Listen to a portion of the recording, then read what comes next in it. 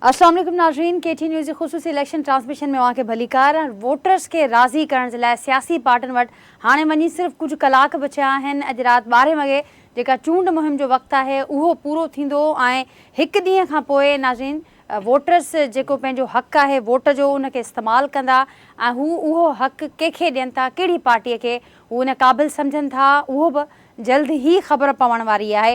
हिन वक़्त ताईं जेका समूरी सूरत हाल रही आहे उन ते गुफ़्तगू कबी ऐं मुख़्तलिफ़ पार्टीज़ जेका चूंड मुहिम हलाई आहे उहा कीअं रही उन ते पिण अॼु के प्रोग्राम में गुफ़्तगू कंदासीं। जेको पैनल मूंसां गॾु मौजूदु आहे हिन ट्रांसमिशन में उन जो तारुफ़ असां कराईंदसि। कराची स्टूडियो में मूंसां गॾु मौजूदु आहिनि सीनियर सहाफ़ी आहिनि त निगार इम्तियाज़ फ़ारहान साहब मूंसां गॾु कराची स्टूडियो में मौजूदु आहिनि। डॉक्टर अयूब महर साहब आहिनि, मौशी माहिर आहिनि, मूंसां गॾु वीडियो लिंक ज़रिए अॼु के प्रोग्राम जो हिसो आहिनि। सीनियर सहाफ़ी आहिनि एजाज़ महर साहब ऐं सीनियर कानूनदान आहिनि शबीर शर साहब, उहे पिण इन पैनल जो हिसो आहिनि। अवां सभिनी खे भलीकार, अवां सभिनी जी महिरबानी, मां गुफ़्तगू जे लाइ वक़्तु कढियो आहे मुंहिंजी इजाज़त सां। इम्तियाज़ साहब अवां खां आगाज़ कयां थी गुफ़्तगू जो। हाणे बाक़ी वञी कुझु कलाक बचिया आहिनि, कीअं ॾिसो पिया नेठि इहा जेका गैर यकीनी ही जेके खोड़ ख़दशा इलेक्शन खे वठी करे त इलेक्शन थिए पई न पई थिए, नेठि हाणे इलेक्शन थियण वञे पई, बाक़ी हिकु कलाक बचियो आहे, कीअं ॾिसो पिया समूरी सूरत हाल खे? बिस्मिल्लाहिर्रहमानिर्रहीम।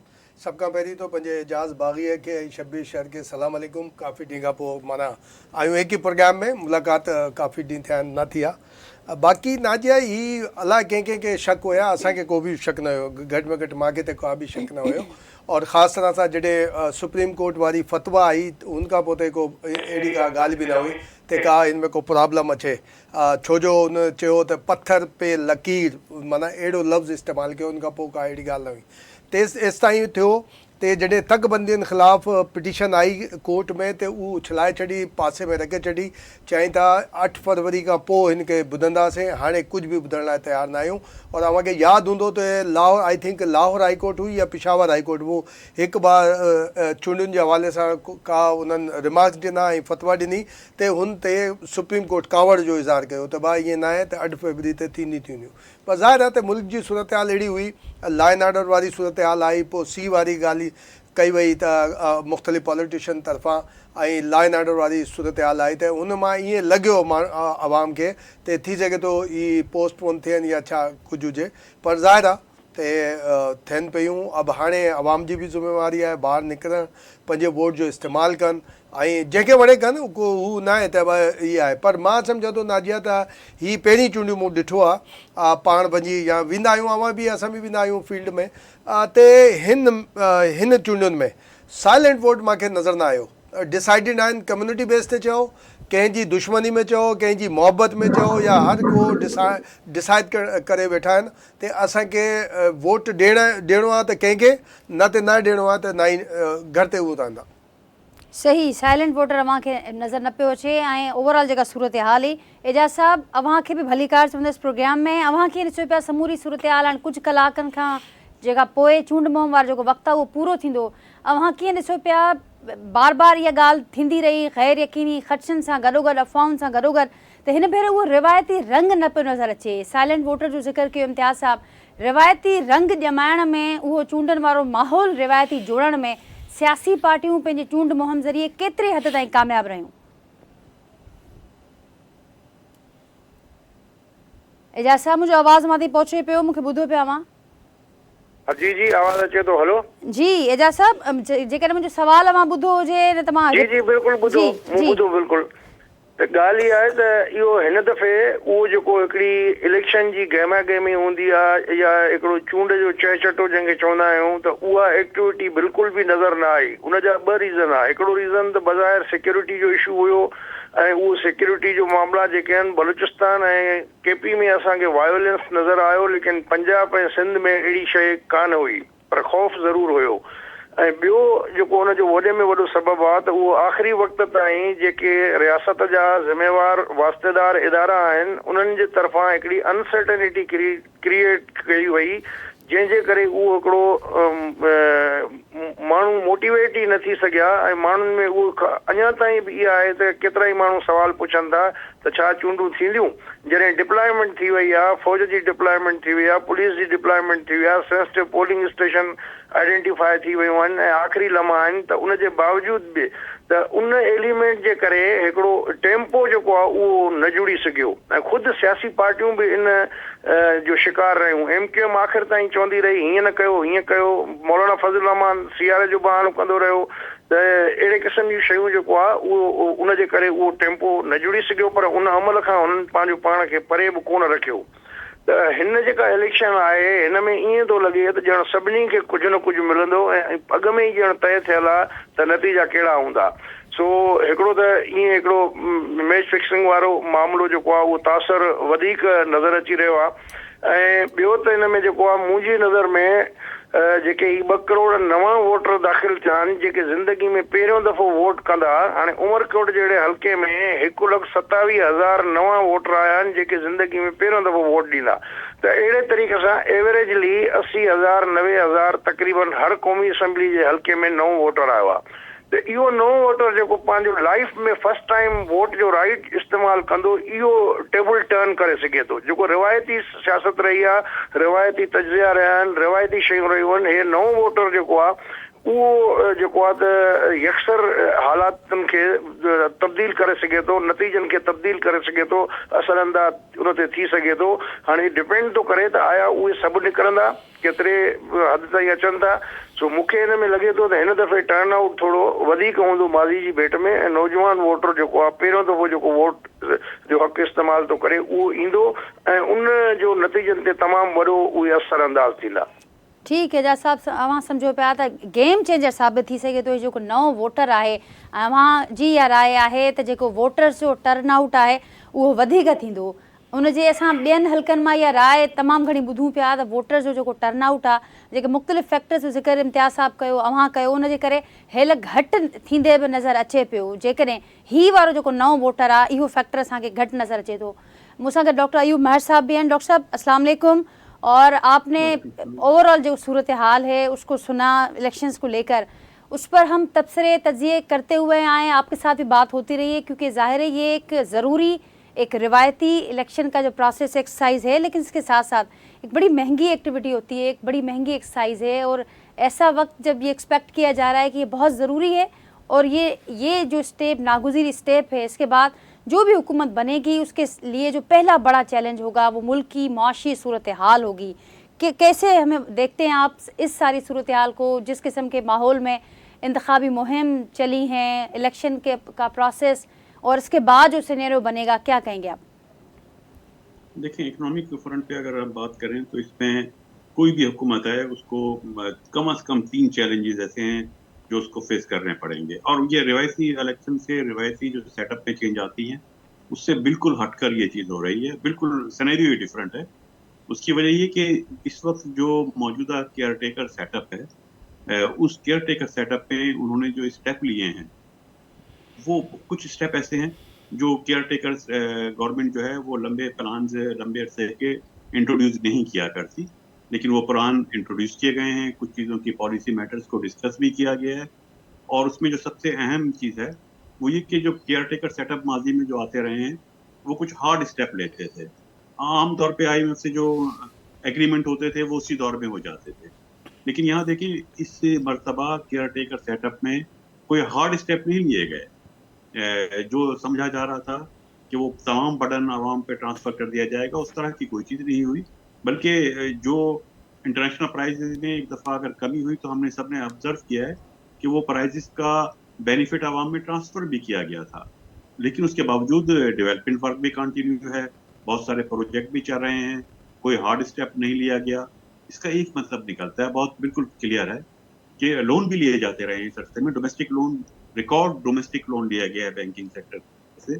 इसका एक जो मतलब निकलता है वो ये है कि ये जितना भी बर्डन होगा, ये जो भी गवर्नमेंट आएगी, जो पार्टी भी गवर्नमेंट बनाएगी, उस पर ये बर्डन ट्रांसफर हो जाएगा। उसके लिए ये पहला चैलेंज होगा कि वो इस इकोनॉमिक बर्डन को जो केयर टेकर सेटअप में भी जो अकोमोडेट होता रहा है उसको वो किस तरह से उसको फेस करती है, क्या उसका सोल्यूशन निकालती है। दूसरा सेटअप बनने के फौरन बाद आप देखें कि हमें IMF के पास जाना है, वो ड्यू आ गया, डेट ड्यू है, वो हमें उसके पास जाना ही पड़ेगा। वो पेंडिंग में है उससे जो हमारा एग्रीमेंट है। और IMF का कहना ये है कि जो भी केयर टेकर सेट के बाद जो भी एक सेटअप बनेगा, जो एक डेमोक्रेटिक गवर्नमेंट आएगी, वो इस पर साइन करेगी, उससे बातचीत की जाएगी। ये एक दूसरा बड़ा चैलेंज फेस करना पड़ेगा आने वाली गवर्नमेंट को। तीसरा जो बहुत इंपॉर्टेंट चीज है, जिसकी तरफ कम तवज्जो जा रही है, लेकिन वो एक इंपॉर्टेंट सिनेरियो है कि तकरीबन तमाम बड़ी पॉलिटिकल पार्टीज ने जो मैनिफेस्टोज दिए हैं या अदर देन मैनिफेस्टोज जो डिस्कस किया है, उसमें कमोबेश 13 अदारों का, कुछ ने 17, कुछ ने 13 और कुछ ने 8 अदारों के मुतालिक बताया है, जो इस वक्त फेडरल सेटअप में काम कर रहे हैं, उनको डिसॉल्व कर दिया जाएगा। ये बहुत अरसे से अगरचे ये मूव चल रही थी, लेकिन इस मरतबा तमाम बड़ी पॉलिटिकल पार्टीज ने ये चीज मेंशन की है। वो जो अदारे डिसॉल्व होंगे या प्रोविंसेस को ट्रांसफर होंगे, वो क्या सेटअप बनेगा, वो एक बहुत बड़ा चैलेंजिंग सिनेरियो है। कौन सी मिनिस्ट्रीज, कौन सी डिपार्टमेंट, फिर उनके एम्प्लॉइज, उसको किस तरह से टैकल किया जाएगा। तो आने वाले वक्त में बहुत चैलेंजेस तो होते ही इकोनॉमिक के, लेकिन ये 3 जो मैंने मेंशन किए, ये 3 नए चैलेंजेस होंगे। जो भी सेटअप बनेगा, जो भी गवर्नमेंट आएगी, उसको इनसे नंबरदाज ना होना होगा, उनको इनसे फेस करना पड़ेगा। ये एक बहुत चैलेंजिंग सिनेरियो होगा आने वाली गवर्नमेंट, चाहे वो कोई भी गवर्नमेंट हो, तीनों बड़ी पॉलिटिकल पार्टीज हैं या उनका कोलिजन गवर्नमेंट बने, किसी से अलायंस करें। इकोनॉमिक फ्रंट पे मैं नहीं समझता कि इतना इजी टास्क उनको मिलेगा। और फिर मजे की बात यह है कि मैनिफेस्टोज में उन्होंने जो एक विशफुल थिंकिंग बताई है, जो विश लिस्ट दी है पब्लिक को, कि एम्प्लॉयमेंट कम करेंगे, हाउस बिल्डिंग करेंगे, 50 लाख या 30 लाख घर बनाएंगे, 300 यूनिट्स तक बिजली को हम फ्री यूनिट्स प्रोवाइड करेंगे। अगर ऐसा किया गया, पहली बात यह है, बीइंग इकोनॉमिस्ट मेरे जहन में वो एवेन्यूज हैं कि अगर ये फुलफिल की गई, ये जो डिमांड की गई है, अगर ये वाकई ट्रांसफर की गई, तो इनके लिए रिसोर्सेज कहाँ से आएंगे? वो अल्टरनेट रिसोर्सेज हैं, लेकिन उन रिसोर्सेज मैनिफेस्टो में बताए नहीं गए, हालांकि बताए जाने चाहिए थे। लेकिन जब मैं उसकी तरफ गौर करता हूँ तो कोई आसान सूरत हाल नजर नहीं आती। वो फिर इनको मजीद चैलेंजेस का सामना करना पड़ेगा। फॉर एग्जाम्पल, अगर वो 300 यूनिट्स बिजली के फ्री यूनिट्स देते हैं, तो इसका मतलब है जो अपर लिमिट में आ रहे हैं उनका टैरिफ रेट या तो बढ़ाना पड़ेगा या टैक्स बढ़ाने पड़ेंगे, या लोन कहीं से मजीद लोन अरेंज करना पड़ेगा। तो वो तो एक मजीद चैलेंजिंग सिचुएशन बन जाएगी ना। ये हमें सब चीजें ध्यान में रखनी होंगी। ये अभी डिस्कस करना चाहिए पार्टीज को बैठ करके कि जब ये मिसाक मईशत की बात करते हैं तो जरूर रिलीफ दें लोगों को, लेकिन उस रिलीफ के देने के जो सोर्सेज क्रिएट होंगे, वो सोर्सेज मजीद प्रॉब्लम क्रिएट ना करते। ठीक, वो सोर्सेस मज़ीद प्रॉब्लम क्रिएट ना करें। ऐं जेका बि गवर्नमेंट हूंदी उन जे लाइ जेको सभ खां वॾो जेको ऐं फौरी चैलेंज हूंदो उहो मईशत जो हूंदो। डॉक्टर अयूब साहब तफ़सीली उन ते ॿुधायो त कहिड़नि एरियाज़ में कहिड़ा जेके फौरी नवां चैलेंजिस हूंदा ऐं हुकूमत जेके मुख़्तलिफ़ पार्टीज़ आहिनि पंहिंजे मैनिफेस्टो ज़रिए डायरेक्शन पंहिंजूं ॿुधाइनि पियूं, पर उहा डायरेक्शन केतिरी अणपूरी आहे उन जो बि ज़िक्र कयो। त डॉक्टर अयूब साहब मूंसां गॾु शबीर शर साहब बि मौजूदु आहिनि, सीनियर कानूनदान आहिनि। शबीर साहब, अव्हांखे बि भलीकार, इम्तियाज़ फारान साहब, एजाज़ महार साहब ऐं डॉक्टर अयूब मर साहब मूंसां गॾु प्रोग्राम में शरीक आहिनि। हिन वक़्त ताईं कुझु कलाक आहिनि, चूंड मुहिम पूरी थिए पई। अव्हां कीअं नज़र आई अव्हांखे मुख़्तलिफ़ पार्टीज़ जी चूंड मुहिम? टर्नआउट जो बि ज़िक्र थिए पियो, मंशूर जो बि ज़िक्र थिए पियो, ऐं इते असां सभिनी ॾिठो आहे त चूंडूं पंहिंजे वक़्त ताईं कराइण, जेका पथर जी लीकूं कढण वारी ॻाल्हि हुई, उहा बि अदालतुनि जे फ्रंट मां आई। उन खां पोइ जेके मुख़्तलिफ़ केसिस हुआ, मामला हुआ, इहे तक़रीबन सॼो ध्यानु जेको हिन भेरे रहियो आहे इलेक्शन वारे अमल में, अदालतुनि में तमामु घणो रहियो आहे। अव्हां कीअं ॾिसो पिया समूरी सूरत हाल खे? जी शबीर साहब, मुंहिंजो आवाज़ पहुचे पियो मां ताईं? नाज़रीन, राब्तो मुनक़िद थी वियो आहे। इम्तियाज़ साहब, इहो ई सवाल अव्हां जे आॾो कोशिशि कयूं था शबीर साहब सां राब्तो थिए। टर्नआउट एजाज़ साहब खे लॻे पियो त हिन भेरे वधीक थी सघे थो ऐं नओं वोट जेको हूंदो उहो गेम चेंजर साबित थी सघे थो। रीज़न ते ठीकु आहे एजाज़ जेको रीज़न ॿुधायो त नवा जेका आहिनि ऐं उनमें 2 यंग आहिनि, 18 खां 30 ताईं ॿुधायो वियो आहे त एतिरी जमात जा माण्हू आहिनि जेका बि वोटर्स आहिनि। थी सघे थो, पर ज़रूरी न आहे त हू विरिहायल बि थी सघनि था। त माना बिराड़ी में रहण वारे छोकिरे जी माना ॿी सोच हूंदी आहे, जेका बि नई नस्ल आहे, शहरी इलाइक़नि में जेका रहनि था त उन्हनि जी ॿी सोच हूंदी आहे। पर आहे ज़ाहिर त गेम चेंजर थी सघे थो, ऐं गेम चेंजर कंहिं मामले में थी सघे थो इहा ॿी ॻाल्हि आहे त कंहिं पार्टी जे हक़ में सिधो सौ पवे थो त या विरिहायल वोट ईंदा। हुजणु खपे, वधणु घुरिजे, वोट रेशो जेको आहे उहो वधणु घुरिजे। हिन सां जेका ई चूंडियूं आहिनि हुन जी कैपेबिलिटी ऐं बाक़ी जेका उसकी एक्सेप्टेंस आहे दुनिया आॾो उहा ज़ाहिर आहे उन में बि मदद मिलंदी। पर ॻाल्हि इहा आहे त जेका मां सम्झां थो त जीअं एजाज़ ई इहा ॻाल्हि चई हुई त जीअं कंपेन हलाई आहे मां सम्झां थो बिलावल कंपेन जेका 10 पॉइंट हुया हुन खां वधीक जेको हुयो हू पार्ट ऑफ मैनिफेस्टो थियणु घुरिजे आहे त नफ़रत जी सियासत ख़तमु करण वारी जेका ॻाल्हि हुई मां सम्झां थो त top of the most manifesto में थियणु घुरिजे आहे। पर हू पंहिंजे तक़रीर में इहा ॻाल्हि कई ऐं मां सम्झां उन जी जेका पार्टी आहे पीपल्स पार्टी जेका इलेक्शन सेल उन्हनि ठाहियो आहे या इलेक्शन कमेटी या थिंकर जेका वेठा आहिनि हू हुनखे प्रमोट अहिड़े नमूने सां न करे सघिया जेतिरी हुन जी ज़रूरत हुई। छो जो कहिड़ी बि पार्टी जो हुजे अवा बि वियो था असां बि हुन सां ॻाल्हि ॿोल थींदी आहे भले हू नौजवान हुजनि या एजिड हुजनि हुननि सां ॻाल्हि न हू सभिनी जो इहे चवणु आहे 80-90% जो चवणु आहे त पाकिस्तान जी पॉलिटिक्स में जेका नफ़रत वारी पॉलिटिक्स आई आहे हू कीअं ख़तमु थींदी हू ख़तमु थियणु घुरिजे।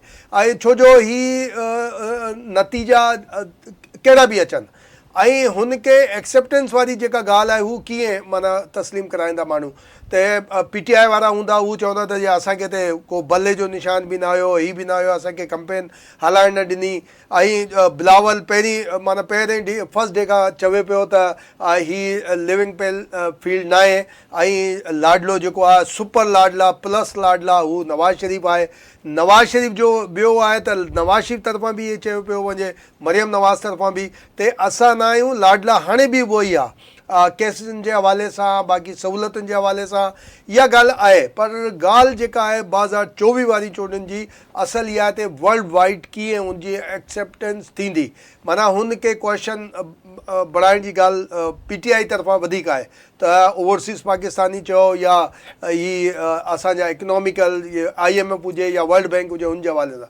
पर मां सम्झां थो त जेको IMF आहे या वर्ल्ड बैंक आहे हुन जो पॉलिटिक्स सां को बि वास्तो न हूंदो आहे हुन जो वास्तो हूंदो आहे पंहिंजी शर्तनि मजराइनि ताईं।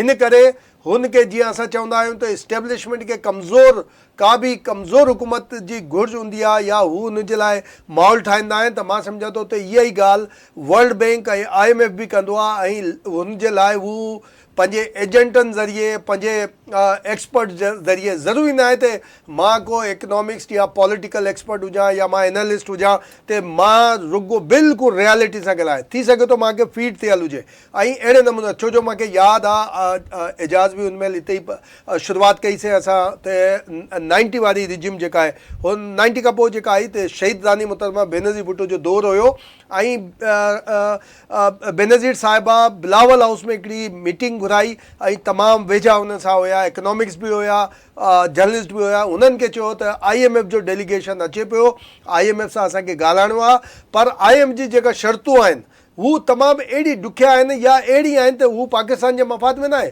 त मोहतरमा शहीद हुननि खे चयो एक्सपर्ट्स खे उनमें पॉलिटिशियन बि हुया इहे पंहिंजो इकनॉमिक्स बि हुया ऐं पार्टी जे माण्हुनि खे चयो ते वञो पॉलिटिशियन वटि वञो साफ़ियनि खे चयो मुंहिंजे ख़िलाफ़ु लिखो इहा प्रेशर ईंदो मूं ते IMF तरफ़ां त हीअ प्रेशर मां कीअं निकिरां त हिन करे मुंहिंजे ख़िलाफ़ु भले प्रेस कॉन्फ्रेंस हुजनि मुंहिंजे ख़िलाफ़ु जेको माहौल ठहे भले ठहे मुंहिंजे ख़िलाफ़ु माहौल ठारायो मुंहिंजे ख़िलाफ़ु स्टेटमेंट ॾियारियो ऐं सभु करे त मां निकिरां त उहो असां ॾिठो पाण बि त IMF जो कुझु ॿियो मनसूबो हुयो पर हू पंहिंजो मनसूबे ते इम्प्लीमेंट न कराए सघिया।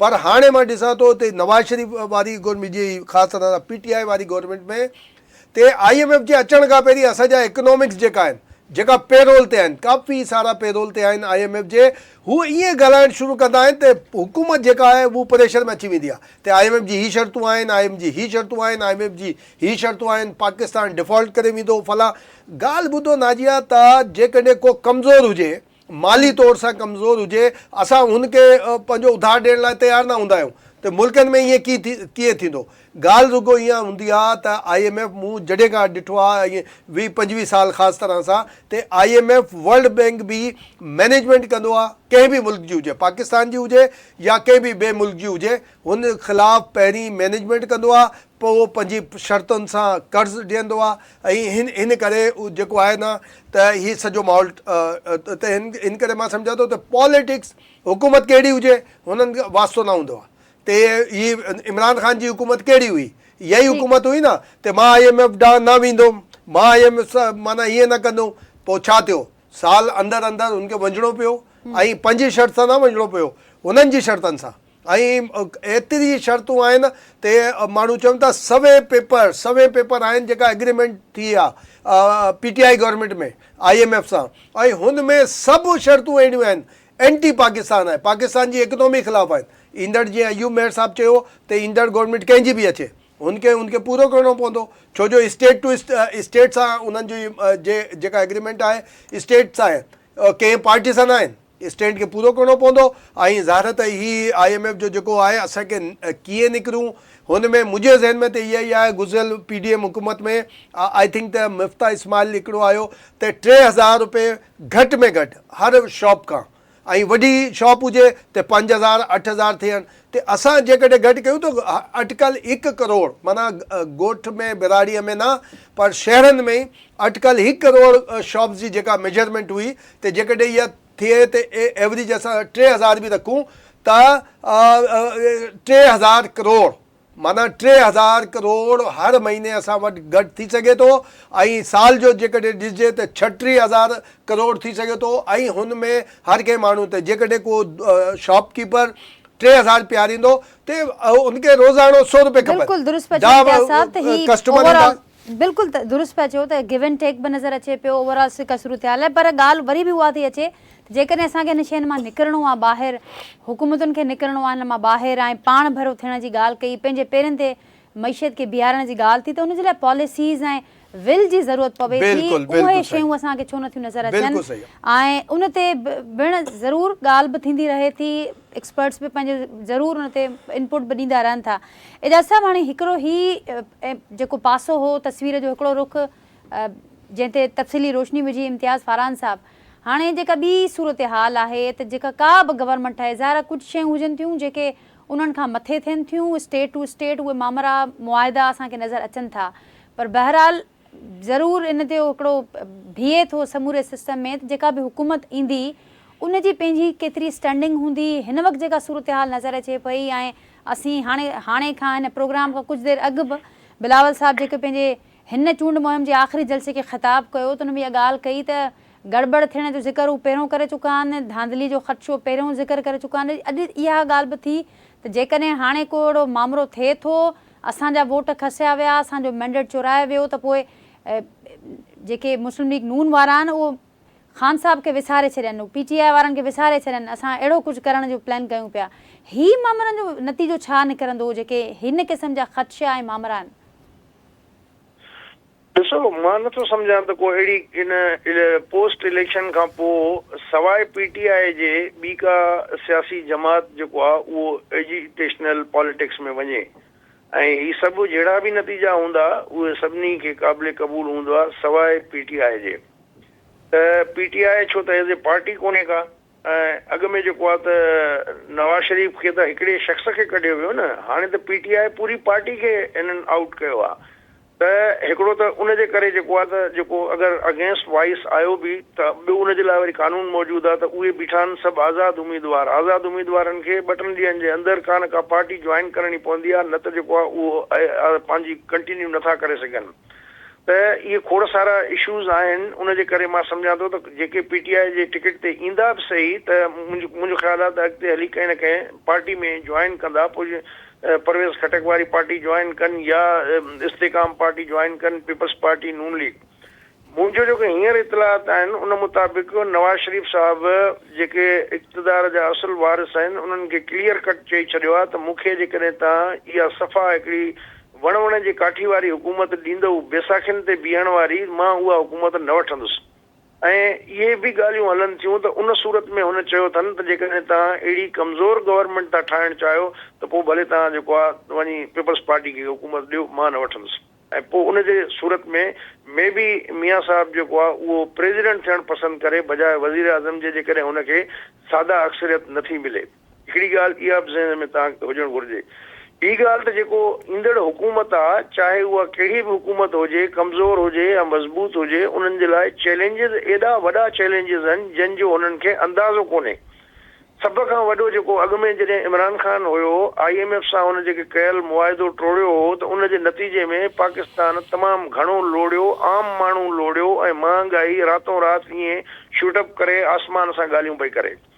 उन खां वधीक इमरान ख़ान खां वधीक हींअर केयर टेकर गवर्नमेंट जेको आहे बारूदी सुरंगियूं विछायूं आहिनि। उन्हनि खे मुंहुं ॾियण जे लाइ हिननि खे मैसिव लेवल ते रिफॉर्म्स करणा पवंदा, ब्यूरोक्रेसी में बि, सिविल ब्यूरोक्रेसी में, मिलिट्री ब्यूरोक्रेसी में। तव्हांजा जेके नॉन कॉम्बेट एक्सपेंडिचर आहे उनखे तव्हांखे फ्रीज़ करणो पवंदो। जेके जंगी ज़रूरी आहिनि वार जे लाइ उहे तव्हां भले बजट खणो, जेतिरी बि तव्हांखे खपे पाकिस्तान अरेंज करे ॾींदो। बाक़ी जेके ॿिया तव्हांजा इंट्रस्ट आहिनि उन्हनि ते जेको आहे कंप्रोमाइज़ उन सभिनी खे करणु घुरिजे। हे रियासत जे बचाव जो सवाल आहे। ऐं हिन महिल बि तव्हांजा जेके स्टेट इंटरप्राइज़िस आहिनि 1500 अरब जो साल में लॉस था कनि। स्टेट लाइफ वग़ैरह जहिड़ा इदारा जेके हमेशह मुनाफ़े में हूंदा आहिनि उन्हनि जो मुनाफ़ो बि इहे खाई था वञनि पिया। तव्हांजा PIA, रेलवे ऐं अहिड़े क़िस्म जा ॿिया जेके तव्हांजा स्टेट जा इदारा आहिनि त उहो हिकिड़ो त तव्हांखे निजकारी फौरी तौर ते तेज़ करणी आहे। उहा कमिटमेंट हिननि कई आहे निगरान वारनि, इहा तव्हांखे करणी पवंदी। उहो पीपल्स पार्टी वारा न कंदा, छो त हू पंहिंजो बज़ाहिर फेस हिकिड़ो रखंदा आहिनि त असां मज़दूर दुश्मन न आहियूं।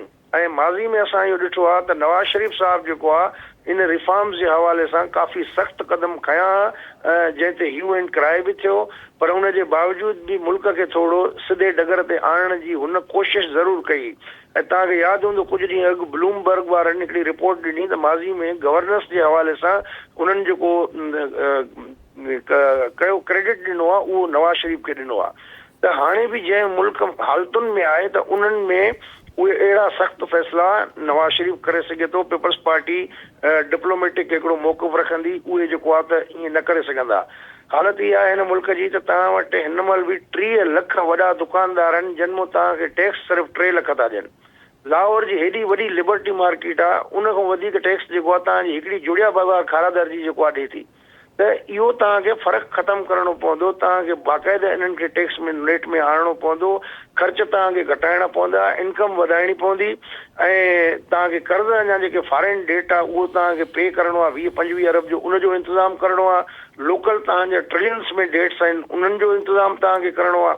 त इहे वॾा चैलेंजिस आहिनि। अहिड़े माहौल में गवर्नेंस जो वॾो फुक़दान आहे। तव्हां ॾिसो 3400 रुपया यूरिया जी क़ीमत आहे, बोरी जी उहो 6000 में नथी मिले ब्लैक मार्केटिंग ते। इहो त गवर्नेंस जो हाल आहे। न DC थो अचे, न AC थो अचे, हर को पंहिंजो दाव हणण जे चकर में लॻा पिया आहिनि। त इन्हनि इश्यूज़ ते फोकस करणो पवंदो। सख़्ती सां तव्हांखे मैसिव लेवल ते सरकारी ख़र्च घटाइणा पवंदा। जेके हिकिड़ा इदारा ओवरलैप्स था कनि हिक ॿिए ते उन्हनि खे तव्हांखे ख़तमु करणो पवंदो। जेके अॻु में हिकिड़ी वज़ारत में हूंदी हाणे उन्हनि खे तव्हां ब्यूरोक्रेसी खे जेको आहे त प्रमोट करण जे लाइ 4-4 वज़ारतूं हिकिड़ी वज़ारत मां ठाहियूं, उहे तव्हांखे वापसि करणियूं पवंदियूं। ऐं मैसिव पैमाने ते तव्हांखे रिफॉर्म्स करणा पवंदा फौरी तौर ते उनजे लाइ तव्हांखे रोड मैप ॾियणो पवंदो। त जेके बि धुरियूं आहिनि, जेके बि स्टेट जा स्टेक होल्डर आहिनि, उन्हनि खे पॉलिटिकल स्टेक्स खां हटी करे रियासत जे स्टेक्स खे नज़र में रखंदे हिकिड़ी 20 साला तव्हांखे मनसूबा ॾियणो पवंदो, प्लानिंग ॾियणी पवंदी, हिकिड़ो रोड मैप ॾियणो पवंदो जंहिंमें तव्हांखे काई बि हुकूमत कंहिंजी बि अचे वञे उन डॉक्यूमेंट सां छेड़छाड़ न थियणु घुरिजे। जेसिताईं इन पैटर्न ते तव्हां कमु न कंदव न हुकूमत हली सघंदी। नतीजो पोइ जेकॾहिं ही वण जी काठी वारी गवर्नमेंट जेकॾहिं वाज़े एजेंडा नथी खणी अचे त मूंखे हिन जो पाइदार रहणु या घणे अरसे ताईं हलणु उहो मूंखे नज़र नथो अचे। जेकॾहिं ही पंहिंजो 20 सालनि जो मनसूबो खणी उन ते सभु इंडोर्स करे वेहनि था त का हिकिड़ी बहितरीअ जी उमेद पैदा थी सघे थी। पर उन जे लाइ जेको आहे हिकिड़ो तमामु कंडनि वारी सेज आहे जंहिं तां ईंदड़ हुकूमत खे गुज़रणो पवंदो। बारूदी सुरंगूं साफ़ करणियूं पवंदियूं ऐं जेके कमिटमेंट्स आहिनि उन्हनि खे उहे पूरियूं करणियूं पवंदियूं। तॾहिं वञी को हिकिड़ो इन रियासत जे बचण जो को इम्कान पैदा थी सघे थो। जहिड़े तरीक़े सां हाणे आर्मी चीफ साहिब जेको आहे जहिड़े वतो स्टैंड तव्हां ॾिठो डॉलर जेको आहे त उहो 350 मां अची 286-80 ते बीठो आहे। त इनखे अञा बि घटि करे सघिजे थो अहिड़नि उपायनि सां। स्मगलिंग तव्हांखे उन ते सख़्ती सां कंट्रोल करणो पवंदो। तव्हांजी हिन महिल जी जेके बि शयूं आहिनि उन्हनि में वॾे पैमाने ते स्मगलिंग जेको आहे ब्लैक मार्केटिंग तव्हांजी जेको GDP आहे उन खां ऑलमोस्ट डबल आहे। त उनखे तव्हांखे सीरियसली जेको आहे त एड्रेस करणो पवंदो उन्हनि इश्यूज़ खे। त जेका गवर्नमेंट आई त उनजे लाइ पोइ ई इहो सिधो कमु थी सघे थो। बाक़ी हाणे जेको इहे दिलासा ठुड़क ठगियूं कूड़ियूं ॻाल्हियूं 300 यूनिट जी माफ़ी ॾींदासीं, अरे बाबा मुल्क डिफॉल्ट थो करे पियो, पैसा आहिनि कोन पे, हिते हालत ख़राबु लॻी पई आहे, तव्हां काॾो 300 यूनिट जेको आहे त माफ़ कंदो। त इहे कूड़ियूं सचियूं जेके इहे ॻाल्हियूं था कनि पिया, इहे हक़ीक़त ते हिननि खे मबनी हिकिड़ो रोड मैप ते अचिणो पवंदो, मुतफ़िक़ थियणो पवंदो। बाक़ी फ़िलहाल त इलेक्शन आहे, खणी ठीकु आहे, तव्हां माण्हुनि खे जेको आहे ठाहियो बेवकूफ़ त 300 यूनिट तव्हांखे ॾींदासीं। त हिते जेको आहे तव्हांजे सर्वाइवल जो इशू आहे ऐं जेको एक्स्ट्रा ऑर्डिनरी प्रोटोकॉल आहे, गैर ज़रूरी तौर ते जेके तव्हां हिकिड़े मिनिस्टर सां 10 गाड़ियूं थियूं हलनि पियूं, इहे त बंदि कयो अॻु में जेकॾहिं तव्हां सिंसियर। बिल्कुलु एजाज़ साहब दुरुस्त फरमायो त ऐं रियलिस्टिक अप्रोच जी मां ॻाल्हि कई त हाणे इन्हनि मां निकिरणो पवंदो, इन कंडनि जी सेजदी ते हलणु अचणु, सभिनी जो मुतफ़िक़ थियणु मजबूरी बि आहे वक़्त जी ऐं ज़रूरत भी है वक्त जी। डॉक्टर अयूब साहब, आप क्या ऐड करेंगे इसमें? आपकी फील्ड है और ये जो बातें हुई कि रिफॉर्म्स की तो सख्त ज़रूरत है, अशद ज़रूरत है, लेकिन साथ साथ ये जो सारे लोग हैं इस वक्त, गो के उनके नज़रियात, मामलात, वायदे सब मुख्तलिफ हैं, लेकिन ये जो इस वक्त हम चीज़ डिस्कस कर रहे हैं, ये वक्त की ज़रूरत भी है, मजबूरी भी है, इसके लिए सबको एक पेज पर आना होगा।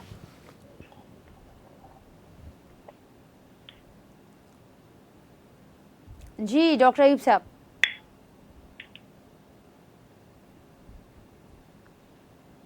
नाज़रीन, डॉक्टर साहब से राब्तो मुनक़िद थी वियो आहे, कोशिशि कयूं था डॉक्टर अयूब साहब सां राब्तो करण जी। इम्तियाज़ साहब, रियलिस्टिक अप्रोच जो ज़िक्र कयो त एजाज़ साहब, त ज़ाहिर आहे इलेक्शन जो वक़्तु आहे, इलेक्शन जे वक़्त ते इहे पॉपुलर नारा असीं सभु ॿुधंदा था अचूं सालनि खां, पर हाणे हिकिड़ी रियलिस्टिक अप्रोच, हिकिड़ी विल, सभिनी जो मुतफ़िक़ थियणु, ही उहा वे फॉर्वर्ड थी सघे थो।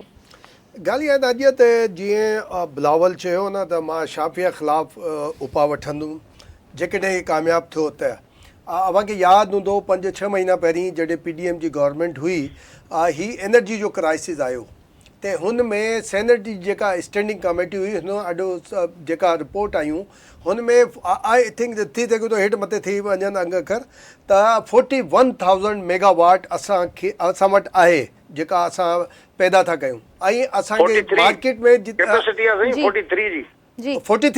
एजाज़ जी 43,000 जी कैपेसिटी आहे, ऐं उन्हनि जी असां जेका उहो पैसा आहे न असां पियारियूं पिया ऐं डॉलर में पियारियूं पिया, ऐं असांजी जेका घुर्ज आहे उहो 28 या 26 हज़ार मेगावाट हुई। त इहे विच में जेको बैलेंस आहे ही यूज़ कनि, शाफ़िया खे जेको पैसो वञे पियो हू हुनखे कढनि, चवनि त बसि जेकॾहिं हू असां इस्तेमालु नथा कयूं त असां पैसा बि न पियारींदासीं, जेकॾहिं आहे त उहो इंडक्ट कनि, हिन जेको सिस्टम आहे हुन में इंडक्ट कनि। अव्हांखे यादि हूंदो त हमज़ा शहबाज़ जेको आहे जॾहिं क्राइसिस हलनि पिया पंजाब वारा, त जॾहिं हू चीफ मिनिस्टर थियो त हुनजी 200 यूनिट अनाउंस कयो त 200 यूनिट असां फ्री कंदासीं, त ज़ाहिर कान का शइ हूंदी, पर असांखे ख़दशा आहिनि, बिल्कुलु जीअं एजाज़ चयो त असांखे ख़दशा आहिनि त कीअं थींदो, छो जो रोड मैप जेको आहे हू एसि ताईं साम्हूं न आयो आहे, त कीअं ही सोलर प्लांट जो ज़रूरु आयो आहे त असां सोलर ज़रिए ॾींदासीं, पर सोलर में बि त इन्वेस्टमेंट करणी पवंदी न,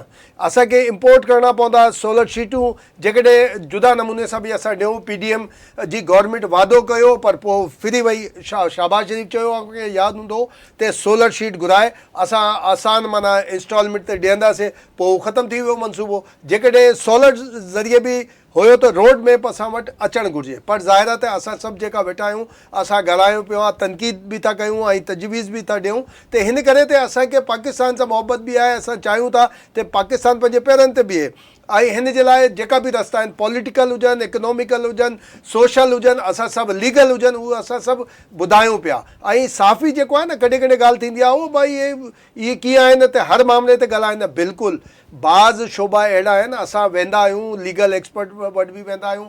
शबीर साईं जेको आहे त अॻे जर्नलिस्ट हुयो, टॉप जो जर्नलिस्ट हुयो, वियो हलियो लीगल, हुन में असां लीगल एक्सपर्ट सां गॾु बि वेंदा आहियूं, सोशल सेक्टर वारनि सां बि, बिज़नेस कम्यूनिटी सां सभु असां सभु गैदरिंग में वेंदा आहियूं। हिन करे हुतां जेका फीडबैक मिलंदो आहे असां पंहिंजो बि माइंड एक्सरसाइज़ करे ॿुधाईंदा आहियूं TV ते अची या पंहिंजे आर्टिकल ज़रिए। त ॻाल्हि इहा आहे त मां सम्झां थो त रोड मैप साम्हूं अची वेंदो त पोइ ज़ाहिर आहे त हुन ते जेका बि का तनक़ीद हूंदी उहा साम्हूं अची वेंदी, जेका तारीफ़ आहे उहो बि अची वेंदी त भाई हीउ कीअं थींदो 300 जो जेको यूनिट आहिनि उहे कीअं इम्प्लीमेंट थी सघे थो। बाक़ी ॿिया टिया बि आहिनि, नवाज़ शरीफ़ जा बि आहिनि। मां सम्झां थो नवाज़ शरीफ़ तमामु सवलाई सां, तमामु पॉज़िटिव नमूने सां पंहिंजो जेको मंशूर आहे या जेको बि आहे हुन ते ॻाल्हि करे पियो त बाबा असां हीअ बि कंदासीं, सभु गॾु वठी हलंदासीं, असीं कंहिं ते इल्ज़ाम न मणंदासीं। माज़ीअ जो बि ज़िक्र कनि पिया त माज़ीअ में असां पंहिंजी परफॉर्मेंस ॾेखारे चुका आहियूं। पर जेका एजाज़ चए पियो न त ॻाल्हि इहा बिल्कुलु ठीकु आहे त PTI वारा जेका आहिनि न हू रिज़ल्ट कहिड़ो बि अचे हालांकि हू पंहिंजे RTS जे लाइ ॻाल्हि करण लाइ तयारु न आहिनि, पंहिंजे बाजवा लाइ ॻाल्हि करण लाइ तयारु न आहिनि, पंहिंजे उहो जनरल फेस जेको हुयो उन जे हवाले सां ॻाल्हि करण लाइ तयारु न आहिनि। हाणे हिकिड़ी ॻाल्हि इहा आहे नाजिया, मुंहिंजी सम्झ में इहा ॻाल्हि न आई त चीफ जस्टिस फ़ाइज़ ईसा जॾहिं आयो त अचणु शर्त ई मुखालफ़त शुरू थी वई, दुश्मनी थी वई। हीअ जनरल आसिम मुनीर आयो, जीअं आयो ईअं ई उन सां मुखालफ़त शुरू थी वई त हिन सां मूंखे लॻे थो त पर्सनालिटी जो मामिलो न आहे, ॻाल्हि आहे असाइनमेंट जी। असाइनमेंट इहा आहे त एंटी स्टेट कीअं ॻाल्हाइजे, एंटी स्टेट कीअं कमु कजे, इहे छा कजे छा न कजे, इहा सॼी ॻाल्हि मूंखे सम्झ थी अचे त इहा एजाज़ जीअं पॉइंट आउट कयो त इहा बि वॾी ॻाल्हि हूंदी चूंडुनि खां पोइ, चूंडुनि जे नतीजनि खां पोइ त हिन खे कीअं वठी हलिजे अॻिते। मुंहिंजे ज़हन में इहा ॻाल्हि आहे त जेकॾहिं ही पंहिंजो PTI वारी या आज़ादु इंडिपेंडेंट चवनि पिया न त आहे त भाउ असां खटी वेंदासीं ऐं सभु कुझु, जेकॾहिं हिन जी को हुकूमत वारो मामिलो आयो न त पोइ मुल्क में वधीक छिकताड़ थींदी, छो जो वटि हूंदी। पीपल्स पार्टी वारा हुजनि या नून वारा हुजनि, हुननि खे ज़ाहिर आहे त ॿी जेका पार्टियूं आहिनि हू बि, पर लॻे ईअं थो त जीअं MQM पंहिंजो वज़न, JUI पंहिंजो, ऐं कल्ह अव्हांखे यादि हूंदो जहांगीर तरीन जेका तकरीर कई पंहिंजी हुन जी चूंड कंपेन हुई, हुन में चयो त असांजो लीडर नवाज़ शरीफ़ हूंदो, असां बिल्कुलु हुकूमत ठाहींदासीं, पर असांजो लीडर जेको आहे उहो नवाज़ शरीफ़ हूंदो। त इन सां लॻे थो त अवां सां हिते वॾी जमातूं जेका आहे एक्सेप्ट ही पंहिंजो पीपल्स पार्टी खां सिवा और PTI खां सिवा बाक़ी सभु ऑन बोर्ड जेका आहिनि न उहे नवाज़ शरीफ़ सां आहिनि या मुस्लिम लीग नून सां आहिनि। GDA ते सिंध में ॾिसो न, GDA बि हुन सां आहे, JUI बि, MQM बि वई हली, ऐं ही इस्तेकाम पार्टी जेका आहे हू बि, ऐं बलोचिस्तान अव्हांखे यादि हूंदो त बलोचिस्तान बि जेका वॾा आहिनि, अॻोणो जेको वॾो वज़ीर आहे उहो बि वियो हलियो, त लॻे थो त हुन पासे हले थो।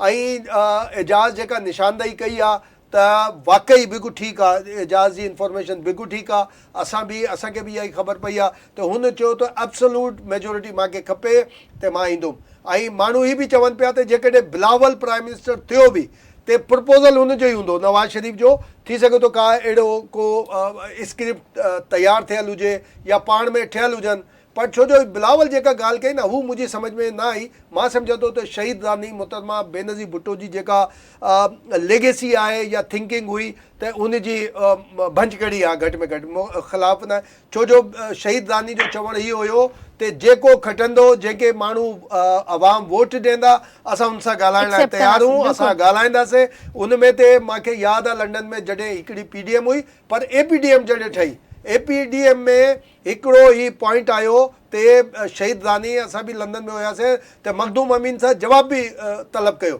त हुन में हुयो त MQM जो आयो त APDM में शामिल जेका बि जमात इक़्तिदार में ईंदी त हू MQM सां था ॻाल्हाईंदी, त शहीद रानी हुनखे अपोज़ कयो। हुन चयो त MQM हुजे, ANP हुजे, नून कहिड़ी बि जमात हुजे, असांजे अवाम जेके वोट ॾींदासीं असां हुन सां ॻाल्हाईंदासीं, ऐं जमहूरियत में इहा ई ॻाल्हि हूंदी आहे। त मां सम्झां थो इहा जेका आहे थी सघे थो का अॻे वारी ॻाल्हि ते थियल हुजे, हिन में को हूंदो आहे न कॾहिं कैमोफ्लेज करण लाइ, त इहा ॻाल्हि हुजे।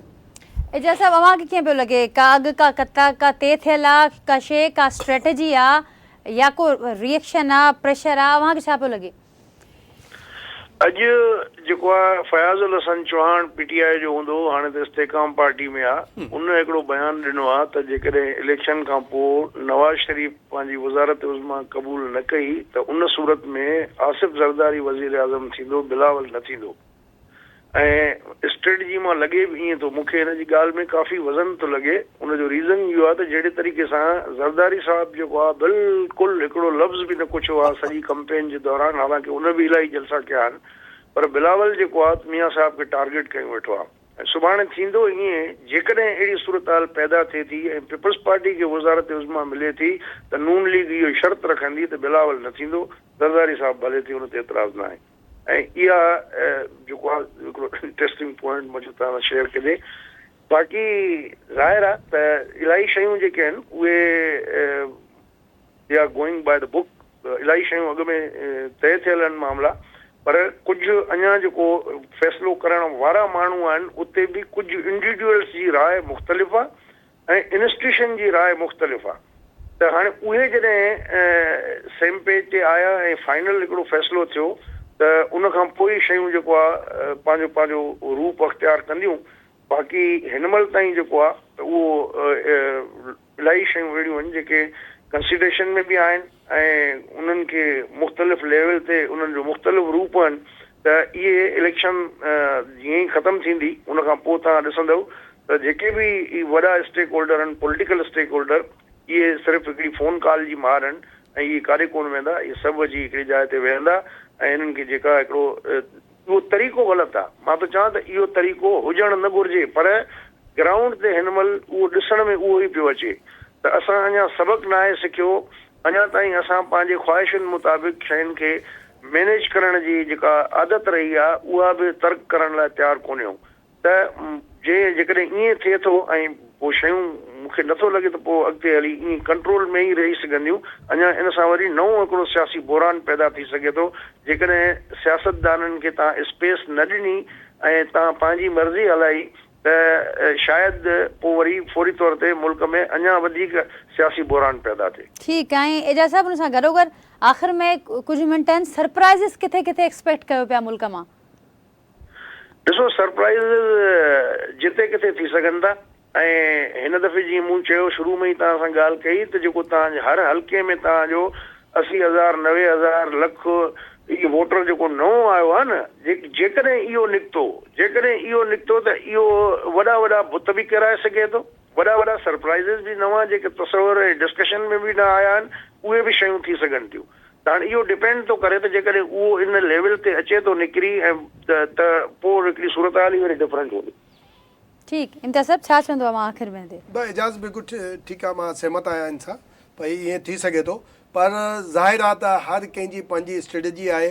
हुन में जीअं पॉलिटिशियन जी स्ट्रेटजी आहे त मथे जेका वेठा आहिनि माना हुन में पॉलिसी मेकर चयो या स्ट्रेटजी मेकर चयो, उन्हनि जी बि का न का स्ट्रेटजी आहे त कीअं बाई बुक जीअं एजाज़ चयो न त बाई बुक हलिजे या बाई पॉलिसी हलिजे। मां सम्झां थो त बाई पॉलिसी हाणे तय थियल आहे त बाई पॉलिसी में भले ई इन्हनि निकिरी बाहिर का सरप्राइज़ ॾियण जी कोशिशि बि कई त सरप्राइज़ पोइ बि ॿियो हूंदो ऐं उहो ई सरप्राइज़ हूंदो जेको स्ट्रेटजी मेकर ठाहे वेठा आहिनि। इम्तियाज़ साहब वरी महिरबानी मुंहिंजी, एजाज़ मार साहब अवां जी वरी महिरबानी ऐं गुफ़्तगू लाइ वक़्तु कढियो। नाज़रीन, तबसरनि तज़ीम सिलसिलो जारी रहंदो। डॉक्टर अयूब साहब असां सां मौजूदु हुआ, शबीर शेर साहब सां असां राब्ते जी कोशिशि कईसीं पर टेक्निकल कुझु सबबनि जे करे शबीर साहब सां राब्तो न थी सघियो आहे। वरी ॿिए सेगमेंट में शबीर साहब सां ज़रूरु उन्हनि जी राय बि हिन ज़रूरु शामिलु कंदासीं। इलेक्शन वारो जेको माहौल आहे हाणे तमामु घणो तेज़ थी चुको आहे, गरम थी चुको आहे ऐं कुझु घड़ियूं आहिनि, कुझु कलाक आहिनि जंहिंखां पोइ चूंड मुहिम वारो वक़्तु पूरो थींदो। उनखां पोइ आख़िरी ॾींहुं आहे, इन खां पोइ ज़ाहिर आहे पोलिंग डे हूंदो। त सॼे मुल्क अंदरि सिक्योरिटी जे हवाले सां बि इंतज़ाम सख़्तु कया विया आहिनि ऐं पॉलिटिकल पार्टीज़ ख़दशा पंहिंजी जाइ ते पर पुरुमीद ऐं पुरज़म नज़र अचनि पियूं इलेक्शन वारे माहौल खे वठी करे। तबसरनि ऐं तज़ीम सिलसिलो जारी रखंदासीं। फ़िलहालु हिन सेगमेंट मां एतिरो ई, अवां खां इजाज़त वठंदासीं।